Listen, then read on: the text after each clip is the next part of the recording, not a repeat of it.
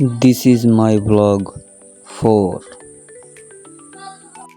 আসসালামু আলাইকুম বন্ধুরা, আজকে চলে আসলাম নতুন ভিডিও নিয়ে।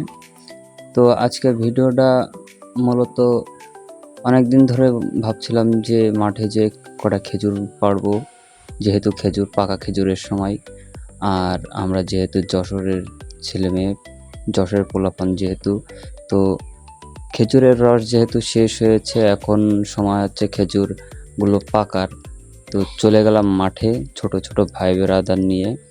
মাঠে যেয়ে দেখি খেজুর পেকেছে এবং সাথে কিছু ওয়েদারও খুব নরমভাবে টান দিচ্ছে।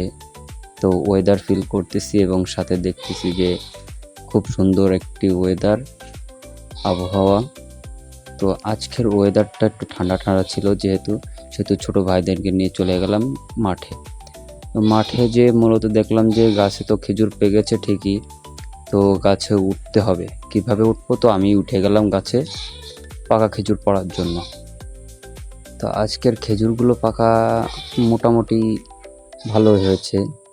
তো ছোট ভাইদেরকে নিচে দাঁড় করে দিয়ে আমি গাছে উঠে যেয়ে খেজুর পড়া শুরু করেছি, তারা গামছা পেতেছে। এই যে সম্পূর্ণ ভিডিও দেখতে থাকুন এবং পাশে থাকুন, আগামীতে আরও সুন্দর ভিডিও আনবো ইনশাল্লাহ।